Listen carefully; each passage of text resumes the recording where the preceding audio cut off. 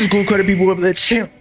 It's your boo, Bobbalam, and it's a good day today. If you have not seen on my second channel, your boy is back uploading because Universal can suck my dick. We're back. I beat the case. All the copyright strikes are gone. Literally every single one. So we're back. I'm streaming too on Twitch. All the links in the description to go check it out. But anyway, in today's video specifically, these hoes need to stop calling me. We're talking about how Travis Scott's lawsuits are now totaling of over $2 billion. And if we're including Live Nation and all the other organizations involved, that's $3 billion, which is a little bit odd if you ask me, considering most of the blame, again, if you ask me, should go on the organizers rather than the performer, Travis Scott, because there's only so much he can do as a performer. We'll get into all the liability a little bit later, but why is Live Nation solely only getting sued for $1 billion, whereas Travis Scott is being targeted for $2 billion? It's just because he's the main act and all the cancel culture is going at him, so I guess it makes sense. But either way, Yahoo Finance reported lawyers a stretch to hang Astroworld liability on Travis Scott as $3 billion in lawsuits pile in, and they give a little bit more insight onto what is happening. In fact, he might be able to escape all of this and dismiss all of the lawsuits against him, at least from what one of the lawyers at Yahoo Finance claimed. More specifically, the article states more than 300 lawsuits totaling a staggering $3 billion have been filed over the Astroworld disaster on November 5th that ultimately claimed the lives of 10 people. RIP to all of the victims. Most recently, Live Nation and Apple, along with rapper and headliner Travis Scott, were sued for $2 billion by hundreds of concert goers who alleged that they were injured at the deadly event at NRG Stadium in Houston, where concert goers surged toward the stage during Scott's performance, sparking deadly mayhem. The lawsuit against all of them stated the resulting catastrophic incident and carnage were easily foreseeable and preventable had the defendants acted in a reasonable, prudent manner in planning a large-scale festival like Astroworld, which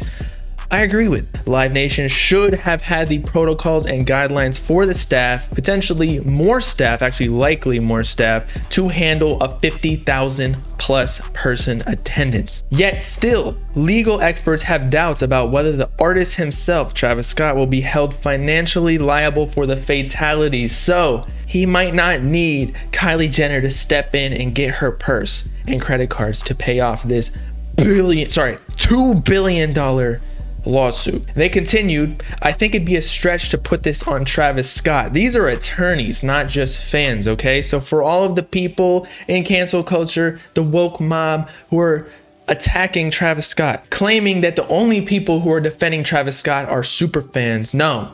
This is objective, legal, people with PhDs who are not in any sort of bias. They probably have never even heard of Travis Scott until this incident, who are saying that he probably won't remain liable, at least financially, although he did pay for the funerals of the victims and I believe like a mental health program, and he refunded all the tickets for Astroworld, at least that's what I heard, correct me if I'm wrong. And he's already facing a lot of financial detriments because people are taking him off festival lineups, the Nike collab maybe canceling it. I think he has some sort of designer brand, maybe Dior. I don't know which designer brand it is, but it's like a super high luxury one that was planned to have like a spring collection next year with Travis Scott, and now they're questioning that as well. And so if that don't go through, then Travis Scott not getting the bread. So even if he don't get sued for $2 billion successfully, he's still losing money from all this, and he won't be able to perform for a long time, if you ask me. And Astrofest, he might have to just cancel that whole operation for next year,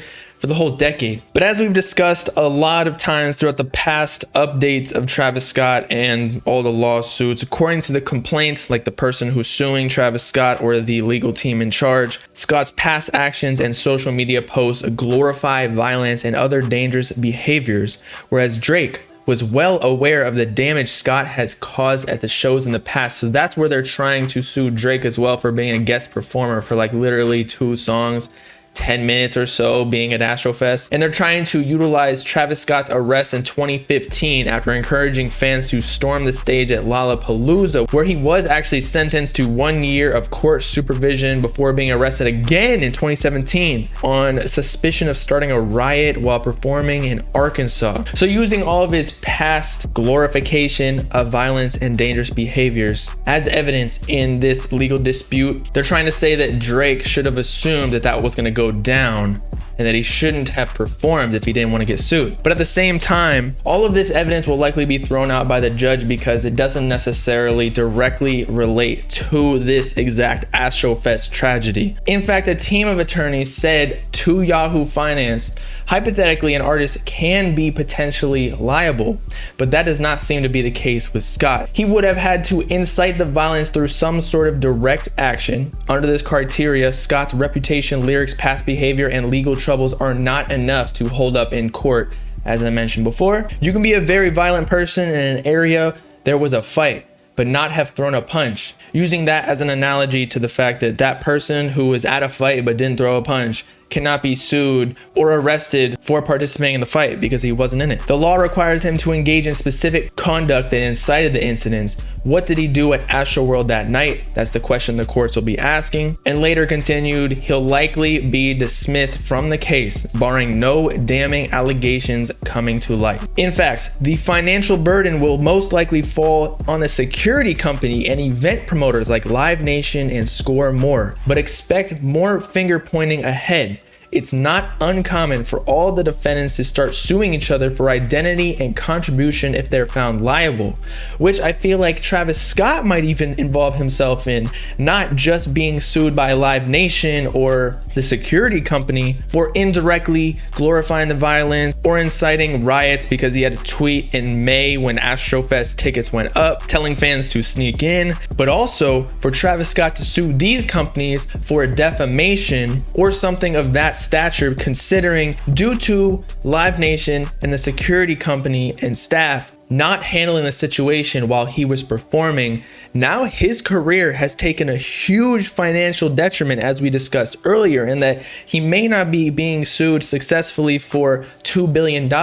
However, his reputation has now gone downhill, getting taken off Fortnite emote, getting taken off festivals, getting canceled on with Dior or luxury brand collaborations, as well as Nike, not being able to host his very wildly successful Astrofest. The tickets are what, like $1,000 each? So he's making millions of dollars per year just off that alone. And considering he can't do all of that, not to mention no more McDonald's type deals, he might be able to sue Live Nation and these other companies for a load of money. Maybe not billions, but he might try. And I believe Yahoo Finance discussed this a bit. They said, although Scott likely won't be held financially responsible for Astroworld, there could be more fallout ahead for the 30-year-old, especially when it comes to future performances and brand deals. They explained that if he were advising a client on risk management, he'd be hesitant to recommend Scott as a performer or headliner just because of who he is. That's true.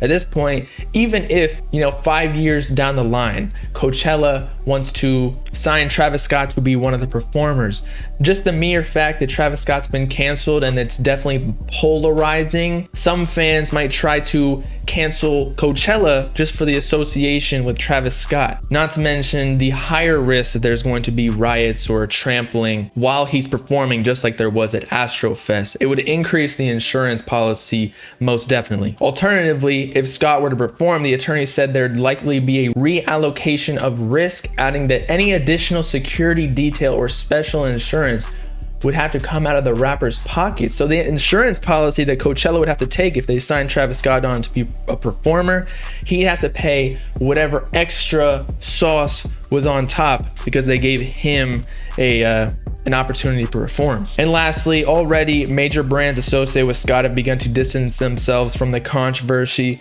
suggesting Scott might already be paying a financial penalty of sorts for the tragedy. Nike, acting out of respect for those affected by Astroworld, postponed the launch of its Travis Scott shoe collaboration.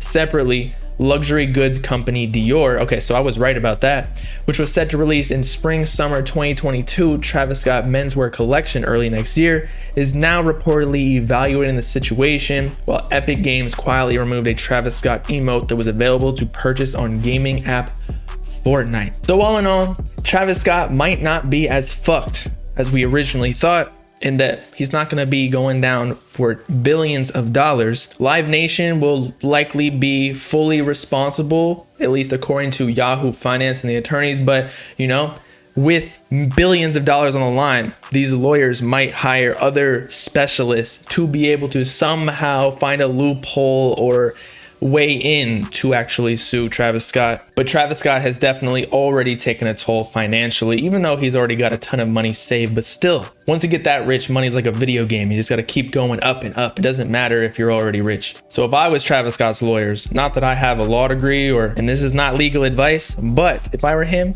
I would definitely sue Live Nation out the ass for defamation or indemnification or damages of some sort. And he might be able to even profit from all the losses he's incurred from what's happened. But regardless, I'm sure if Travis Scott had a time machine, he'd still want to go backwards. When human life is lost, it's definitely not about the money. And so with that, it's your boy Bobbalam signing off. I'm about to sue Travis Scott for the food poisoning I got from his Travis Scott burger at McDonald's. Let me know in the comments what you think about the situation. Do you think Travis Scott is going to be successfully sued, or he's going to be completely clean? I still think he might get successfully sued for, I don't know, a couple mil, or at least settle just to pay off the victims, as that would be the ethical thing to do. Although Live Nation will definitely take the brunt of it. Make sure to like and subscribe to the Bob Gang if you with it. Tune into the live streams, link in the description. I'll see y'all later. Peace out, cloud of people. Know what I'm saying?